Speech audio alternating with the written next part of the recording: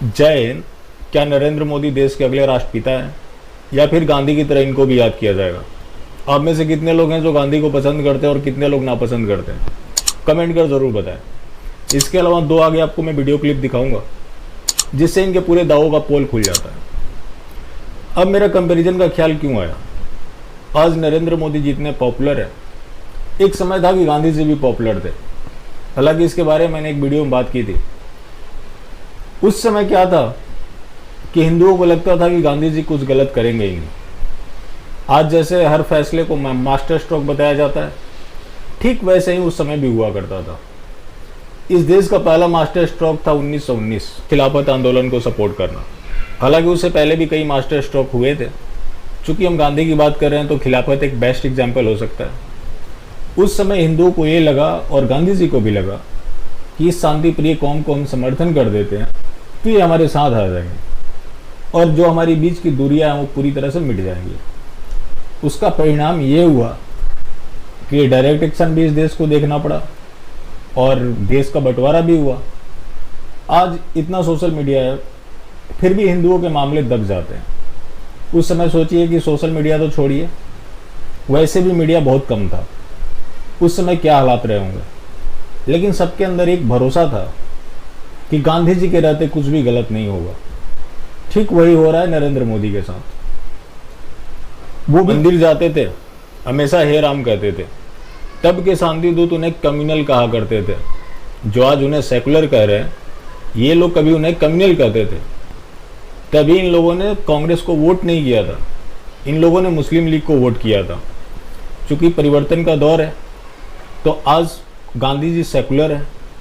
उन्होंने मंदिरों में नमाज भी पढ़वाई, जो कि आज भी चल रहा है। एक अयोध्या का ये मामला है, जिसके बाप ने उसका केस लड़ा, बेटे ने लड़ा। इन लोगों ने पूरी कोशिश की कि राम मंदिर ना बने। उसके लाए अबीर से रामलला होली खेलेंगे, क्या उसमें थूक नहीं मिलाया गया होगा? ये सब जो तथाकथित संत दिख रहे हैं, ये किसके आदमी है? नरेंद्र मोदी के आदमी है। नरेंद्र मोदी को भी भरोसा जीतना है, इन तथाकथित संतों को भी जीतना है। और गांधी जी ने जीत कर क्या क्या किया वो तो मैंने आपको बता ही दिया। यही नरेंद्र दामोदर दास मोदी साहब एक इस्लामिक कॉन्फ्रेंस में जाते हैं, वहाँ बोलते हैं कि Islam is a religion of peace. मतलब ये शांति प्रिय मजहब है।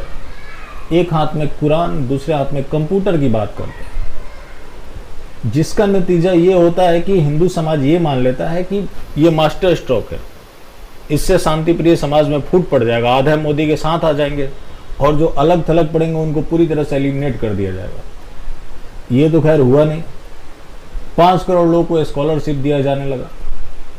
इसके अलावा 3 तलाक बिल, जिसको लेकर हर हिंदू एंजॉय करता है, ऐसे सेलिब्रेट करता है जैसे कि उसकी बहन बेटी को 3 तलाक से आजादी मिल गई हो। 36, 38 की में तो 3/4 उम्र गुजर जाती है, निकाह ही नहीं होता, जिससे बहुत बड़े बड़े नुकसानात हैं। पता है आपको कि वक्त से बालिग होते ही निकाह कर देने के बहुत सारे फायदे हैं।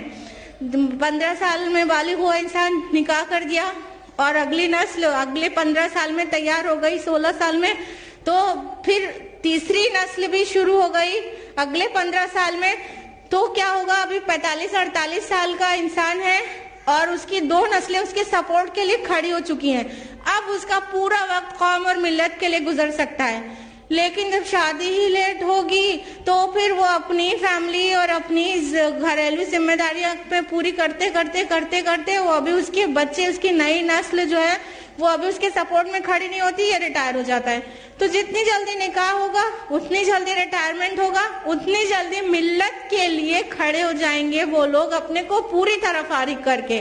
तो जिस कौम में निकाह जल्दी होता है वो बहुत कामयाब होती है। उसका ये बिल्कुल समझ ली सीक्रेट हमने आपको बता दिया कि जितनी जल्दी जल्दी निकाह होगा उतना कौम का फायदा होगा, क्योंकि बहुत जल्दी दूसरी और तीसरी जनरेशन जब फैमिली सपोर्ट करेगी तो उसके 2 जनरेशन पहले वाले के तो बिल्कुल फारिग है, वो आराम से अपना पूरा वक्त मिल्लत को दे। हम ये नहीं कह रहे हैं कि जब फैमिली की केयर कर रहे हैं तो मिल्लत की फिक्र ना करें। वो पार्ट टाइम अगर केयर कर रहे हैं तो बाद में फुल टाइम हो जाएगा, क्योंकि अब घर का कुछ भी हमें नहीं देखना है। तो इस तरह से जल्दी निकाह करना ही ज्यादा। इनको भी 3 तलाक से आजादी मिली होगी। ये पूरे प्लान समझा रही है कैसे भारत के ऊपर कब्जा करना है। लेकिन हमारा हिंदू समाज है, हर चीज में मास्टर स्ट्रोक देखता है, चाहे खुद की बर्बादी ही क्यों ना लिखी जा रही हो, वो भी एक मास्टर स्ट्रोक है। क्या फर्क पड़ता है, आज गांधी को गाली दे रहे हैं, कल मोदी को गाली दे देंगे, उससे क्या आपको बेनिफिट होने वाला है।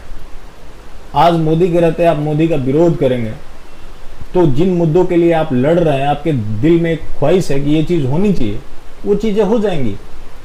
क्योंकि मोदी को जिस दिन ये पता लग जाएगा कि इस चीज की वजह से मैं चुनाव हार सकता हूं, वो आपको बिना बोले हो जाएगा।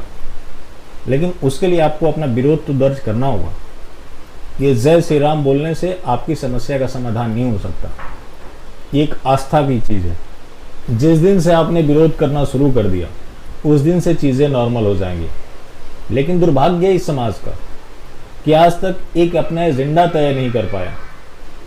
जब ज्यादा भोले भाले हो जाते हैं तो आपका इस्तेमाल आपके घर परिवार में हो जाता है। बीजेपी तो फिर भी एक राजनीतिक पार्टी है, तो आपको अपने अधिकारों के लिए लड़ना पड़ता है। किसी के जाने के बाद किसी को गाली देने का कोई मतलब नहीं रह जाता। आपके सामने जो चुनौती है उसको देखना है। आप इसी तरह से हर चीज में जो समर्थन कर रहे हैं, उसी का वजह है कि आज जितने भी एंटी नेशनल एलिमेंट हैं वो खुलेआम घूम रहे हैं, उनके ऊपर कोई कार्रवाई नहीं है। जानते हैं क्यों? क्योंकि इन्हें ये पता है कि वो देश के खिलाफ बात करेंगे तो जो देशभक्त है वो मेरे साथ खड़ा हो जाएगा। ये सुनिए कन्हैया कुमार का बयान। सारे शहीदों को शहादत का दर्जा दिया जाए और जो इनको शहीद बना रहे हैं उनके खिलाफ जंग छेड़ी जाए। मैं कहता हूं कि जिनको नक्सली बताकर मारा जा रहा है वो भी शहीद हैं, वो भोले भाले आदिवासी हैं। जो तथाकथित नक्सली हिंसा में शहीद हो रहा है वो भी उनके जैसा ही। ये मासूम बता रहा है। इस नेक्सस को तोड़ने का काम किसका था? ये सही बात है कि इन लोगों के ऊपर आप एक थप्पड़ भी उठा देते हैं तो उसकी गूंज विदेशों तक चली जाती है। जैसे कि ये क्लिप देखिए।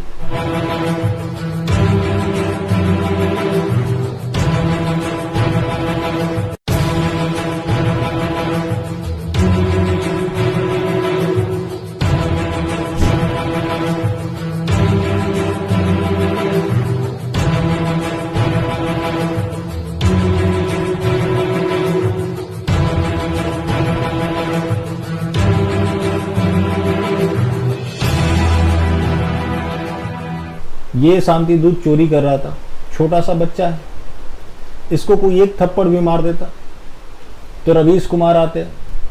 आज देश में सब कुछ हिंदू मुसलमान हो गया है, पूरे नफरत का माहौल है। फिर अरफा खानम शेरवानी या पजामा जो भी है वो आती। ये छोटे छोटे बच्चे, इनको निशाना बनाया जा रहा है। लेकिन कांड तो ये करके चले गए। इस नेक्सस को तोड़ना किसका काम था?